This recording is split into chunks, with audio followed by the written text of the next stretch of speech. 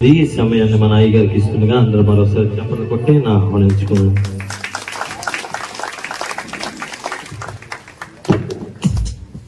దేవుని స్తోత్రం. సమయం సమీపించింది, ఏం పర్వాలేదు. యెహోవా నా గానము, అందరూ చప్పట్లు కొట్టలా. యెహోవా నా గానము,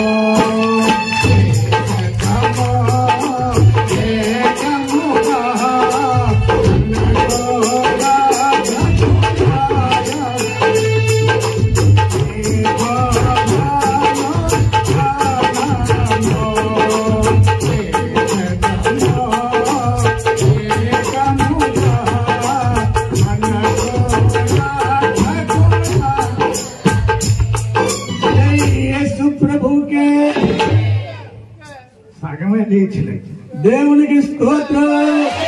మొదటి సమూయేలు రాసిన గ్రంథములో 2వ అధ్యాయము 12వ వచనములో, మొదటి సమూయేలు రాసిన గ్రంథము 7వ అధ్యాయము 12వ వచనములో దేవుడు ఒక చక్రవర్తి. అప్పుడు సమూయేలు ఒక రాయి తీసి మిస్పాకును నిలిపి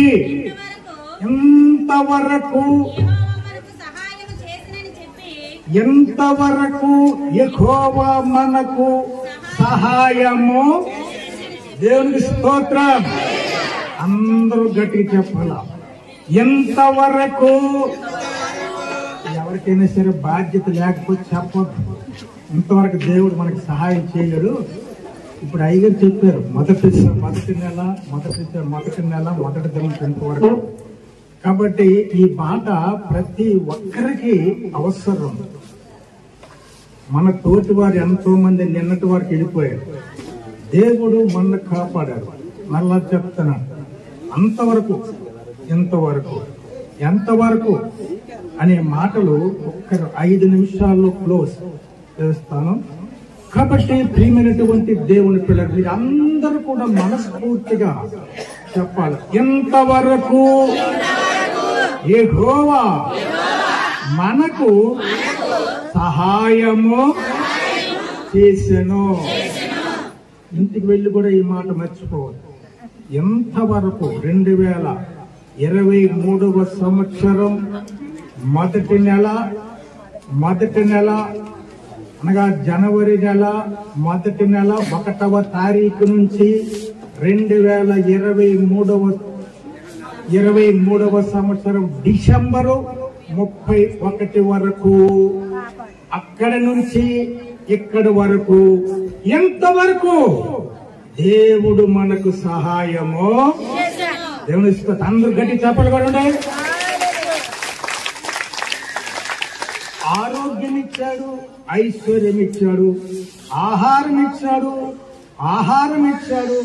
నెమ్మదినిచ్చాడు, ఐశ్వర్యం ఇచ్చాడు, క్షేమమునిచ్చాడు, సుఖమునిచ్చాడు, కృపాక్షేమములే నా వెంట. కాబట్టి ఎంతవరకు 2023 డిసెంబరు 31 వరకు దేవుడు మన కాపాడారు. అదే గ్రంథములో 12వ అధ్యాయము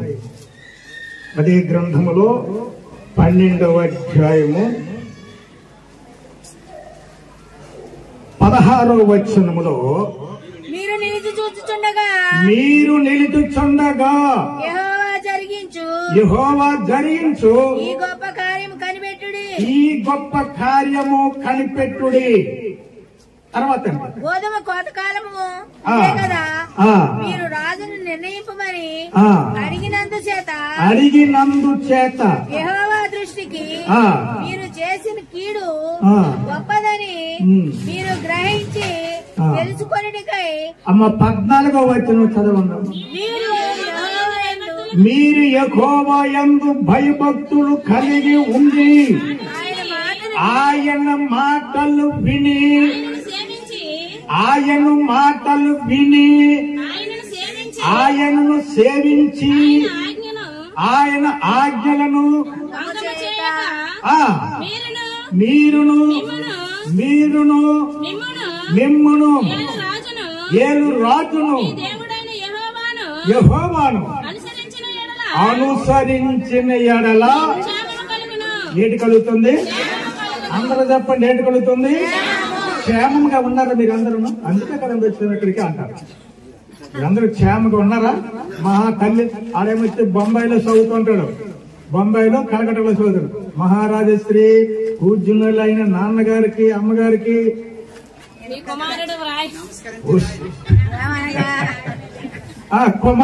కుమారుడండి.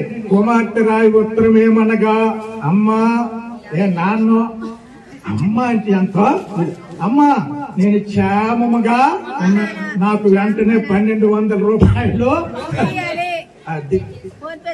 అది పోస్ట్ వచ్చి వెరీ గుడ్. కాబట్టి ఇది క్షేమం. క్షేమం అంటే అంటారు కానీ దాని క్రింద మాత్రం కొన్ని కష్టాలు, బాధ్యతలు, బరువులన్నీ కూడా పెరలో. అలాగనే మన జీవిత విధానంలో కూడా క్షేమముగా ఉన్నాము గాని దేవదేవుని కొంత లిస్టు మాత్రము అప్పచెప్పుతుండాల.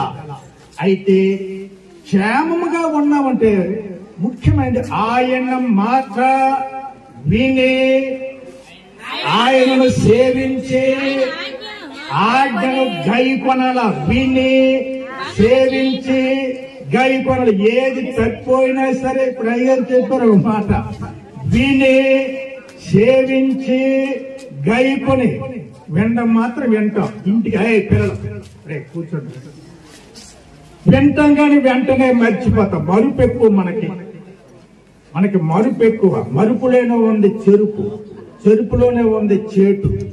కాబట్టి ఏదైనా సరే మర్చిపోవచ్చు గాని దేవుని వాక్యము మనము, దేవాని వాక్యము నా పాదములకు ఎంతవరకు మరణ పర్యంతము వరకు చెప్పకుండా సరే ఏదైనా రాదుగా రాత్రి చెప్పి ఉన్నాం. ఒక మాటలు 4 మాటలు వివరించాలి. మన జీవితములు యాపాటివి, మన జీవితములు యాపాటివి. కాబట్టి ప్రియమైనటువంటి దేవుని ప్రజలారా, ఈ ఉదయకాల సమయంలో దేవుడు నీతో మాట్లాడుతూ ఉన్నారు. ఆలకించండి. దేవదేవుడు నీతో మాట్లాడుచున్నాడు. నీ జీవితము నీడ వంటిది, నీ జీవితము ఆవిరి వంటిది, నీ జీవితము అప్పుడే ఉండి ప్రవహించినటువంటి నీటి ప్రవాహము వంటిది. జాగ్రత్త. ఏ దినమున ఏమి సంభవించునో నీకు తెలియదు. నీ అల్పాయుషు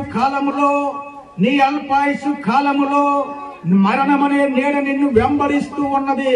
ఎక్కడ రాలిపోతావో, ఎక్కడ పడిపోతావో, ఎక్కడ ముగించిపోతుందో నీ జీవితము నీకు తెలియదు. అయితే నీ జీవితము ఉన్నప్పుడే దేవదేవుని తెలుసుకోవాలి. దేవాది దేవుడైనటువంటి యేసుక్రీస్తు దేవదేవుని చింతించు దినము దినము, దేవదేవుని చింతించు దినము దినము, చక్రహస్తుని ప్రకటించు చదువు. లోకంలో అనేకమైనటువంటి చదువులు ఉన్నాయి. ఆ చదువుల ద్వారా అనేకమైనటువంటి ఉద్యోగాలు సాధిస్తూ ఉన్నారు, జీవిస్తూ ఉన్నారు. అయితే నీ ముగింపు తర్వాత పరలోకం వెళ్ళినటువంటి చదువు చదవాలి. అందుకని యేసు ప్రభు అన్నారు, నేను పరలోకము నుంచి దిగి వచ్చి తిని. ఎందుకో తెలుసిన పరలోక సంగతులు మీతో చెప్పడం. ఈ రోజు 2023వ సంవత్సరం దారి పొడుగున మన కాచి కాపాడారు. ఎందుకంటే ఆయన మాట విన్నాము, మనము సేవించాము, మనము గైకొన్నాము. తర్వాత ఏమొచ్చి ఆ జీవితము ఆయనకే అంకితం చేస్తున్నాం. ప్రభువా నిన్ను కాపాడువాడు కునుకడు. దేవుని స్తోత్రం. మనమైతే నిద్రపోతాం కానీ ఆయన మాత్రము. దావీదు కీర్తన 121లో, దావీదు కీర్తనలో 121:8 వచనం, ఇది మొదలుకొని నిరంతరము నీ రాకపోకల యందు యెహోవా నిన్ను. ఇది మొదలుకొని అనగా ఈ దినము నుండి 2024వ సంవత్సరం జనవరి 1వ తారీఖు నుంచే నువ్వు ఎంతటి వాడవైనప్పటికీ, ఏ స్థితిలో ఉన్నప్పటికీ, అందచందాల మీద కూర్చున్నప్పటికీ నీ జీవితము ముగించిపోతుంది. యేసే రక్షకుడు, యేసే జీవము గల దేవుడు, యేసే ఆయుష్నిచ్చేవాడు. మరణము యొక్కయు జీవము యొక్కయు తాళప చెవులు నా చేతిలో, అడుగుడి మీకు ఎంతవరకు చదవండి బాబు. ఇది మొదలుకొని నిరంతరము రాకపోకల యందు యెహోవా నిన్ను నిరంతరము జనానికి ఎన్ని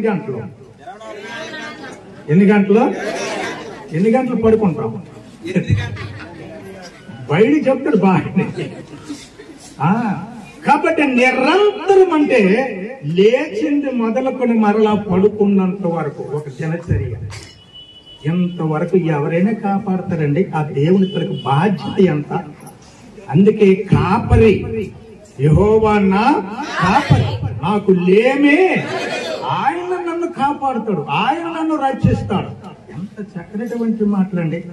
కాబట్టి ఇది మొదలుకొని ఎంతవరకు మనల్ని కాపాడిన దేవుడు 2023వ సంవత్సరం జనవరి 1వ తారీఖు నుంచి డిసెంబరు 31వ తారీఖు వరకు కాపాడినటువంటి దేవుడు మరలా 2024వ సంవత్సరం 1వ నెల 1వ తారీఖు నుంచి మరలా డిసెంబర్ 31వ తారీఖు వరకు నిరంతరము నీ రాకపోకల యందు ఎక్కడికి తిరుగుతాము, ఎక్కడికి వెళ్తాము, ఏ పని చేస్తాము, ఏ అవస్థలో ఉంటాము, ఏ కష్టాల్లో ఉంటాము, ఏ సమస్యలో ఉంటాము, ఏ బాధలో ఉంటాము, ఏ శ్రమస్సులో ఉంటాము, ఏ రోగాలతో ఉంటాము, ఎక్కడ ఉంటాము, ఏ ప్రయత్నంలో ఉంటాము, ఏ కార్యాలు చేస్తాము, నిరంతరము నీ ప్రాణమును కాపాడు. నీ ప్రాణమును అందరు గడి చెప్పండి, అందరు చప్పట్లు కొట్టండి ఒకసారి.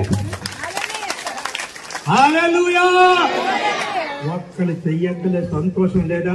ఈ సంతోషం నీకు కావాలన్నా, ఈ సంతోషం నీకు కావాలన్నా, ఈ సంతోషం నీకు కావాలన్నా, ఈ సంతోషం నీకు కావాలన్నా, నీవే యేసు,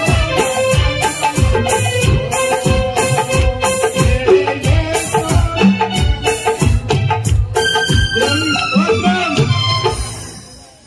నిరంతరము నీ రాకపోకల యందు నిన్ను కాపాడే యెహోవా నా కాపాడు. నీ ప్రాణమును కాపాడేవాడు, నీ ప్రాణమును కాపాడేవాడు. నిన్న చంటిబాబు ఎవరో అన్నారు, మన సంఘస్థురాలు కాదు ఫ్రెండ్స్, ఒక అమ్మని హాస్పిటల్ తీసుకువెళ్తే వెంటనే ₹1,00,000 డిపాజిట్ చేయండి అన్నారు.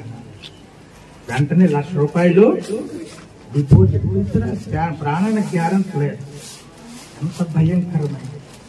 కాబట్టి నిన్న టీవీలో ఒక విషయం చూస్తే దేవుని ప్రార్థన చేశారు. ఆ తల్లి గారు వెంటనే లేచారు. హల్లెలూయా. ఈ ప్రాణమును కాపాడేవాడు కొనుకడు. నా ప్రాణమా యెహోవాను. హగ్గై రాసినటువంటి గ్రంథములో 3వ అధ్యాయము 15వ వచనమా? హగ్గై 2వ అధ్యాయము 19వ వచనం.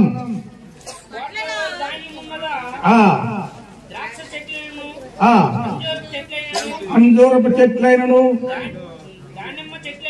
అమ్మా ఫలింపకపోయినను ఇది మొదలుకొని నేను నిన్ను